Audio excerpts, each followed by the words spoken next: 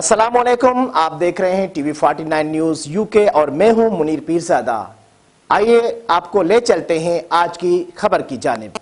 कसूर थाना B division police की कार्रवाई, पतंगों के साथ टिकटॉक बनाकर वायरल करने वाला टिकटॉकर गिरफ्तार।